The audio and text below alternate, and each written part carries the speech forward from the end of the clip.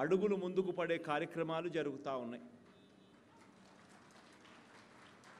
ఇందులో భాగంగానే ఈరోజు ఇక్కడ శంకుస్థాపన చేస్తూ ఉన్న నేషనల్ లా యూనివర్సిటీ. ఈ నేషనల్ లా యూనివర్సిటీ అన్నది ఇక్కడ రావడం, ఈ నేషనల్ లా యూనివర్సిటీ రాబోయే రోజుల్లో ఒక మంచి హైకోర్టు భవనాన్ని కూడా ఇక్కడే హౌస్ చేయగలిగిన కెపాసిటీతో ఉన్న వ్యవస్థ కూడా అవుతుంది. ఈ కార్యక్రమం అడుగులు వేగంగా ముందుకు పడాలని, దీనికోసం 1000 కోట్ల రూపాయలతో శాంక్షన్ కూడా చేయడం జరుగుతూ ఉంది.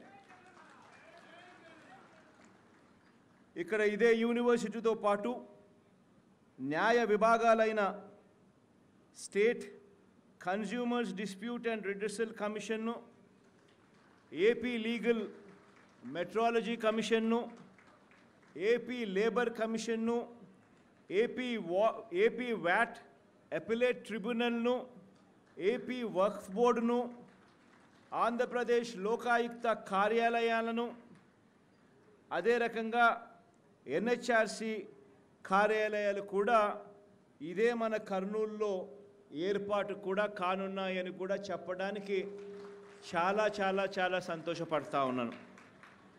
దాదాపుగా 150 ఎకరాల సువిశాలమైన ఈ స్థలంలో ఇవన్నీ కూడా రాబోతా ఉన్న మంచి గడియలను దేవుడు ఆశీర్వదించి ఈ కార్యక్రమం జరిగిస్తూ ఉన్నాడు అని చెప్పి నేను ప్రధానంగా నమ్ముతా ఉన్నాను.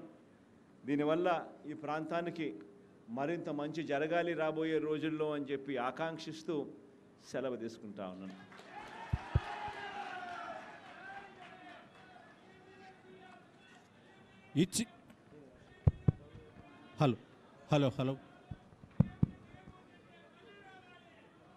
ఇచ్చిన మాటను నిలబెట్టుకున్నారు.